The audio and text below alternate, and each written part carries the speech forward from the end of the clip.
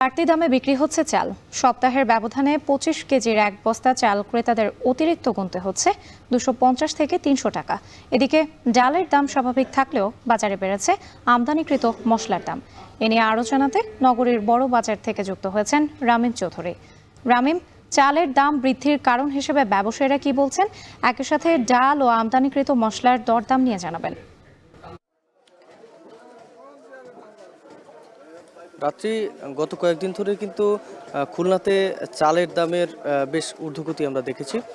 আজকেও বাজারে কিন্তু সেই একই রকম অবস্থা। আজকে বাজারে সব ধরনের চালেই কিন্তু 2 থেকে 3 টাকা পর্যন্ত বেড়েছে। বিশেষ করে গত সপ্তাহে আমরা দেখেছি যে গত সপ্তাহে কিন্তু প্রতি কেজি চালেই কিন্তু প্রায় 4 থেকে 5 টাকা পর্যন্ত বেড়েছিল। এর পাশাপাশি মিনিকেট জাতের যে চাল রয়েছে সেই চালটা কিন্তু সবথেকে বেশি দাম বেড়েছিল এবং সেটি কিন্তু 7 থেকে 8 টাকা পর্যন্ত প্রতি কেজিতে দাম বাড়ানো হয়েছে।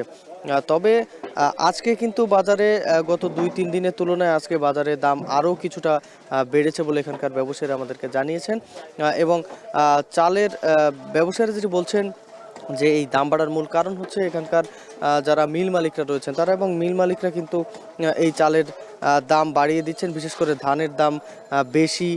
এর পাশাপাশি এখানে কিন্তু চাল তেমন সরবরাহ নেই বললেই চলে, যার কারণে কিন্তু চালের দাম অনেকটাই বেড়েছে বলে এখানকার ব্যবসায়ীরা আমাদেরকে জানিয়েছেন। এর পাশাপাশি আপনাকে যদি একটু মশলার বাজারের কথা বলে থাকি, ডাল বিশেষ করে ডালের দাম কিন্তু বর্তমানে বেশ স্বাভাবিক রয়েছে। তবে আমদানিকৃত যে মশলাগুলো বাজারে আসে সেই মশলাগুলোর দাম কিন্তু অনেকটাই বেশি রয়েছে।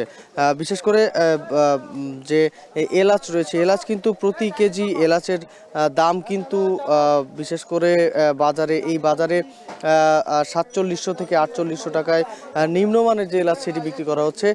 এরপরে যে এলাচ সব থেকে ভালো রয়েছে সেটি কিন্তু প্রায় 6000 টাকা প্রতি কেজি বিক্রি করা হচ্ছে।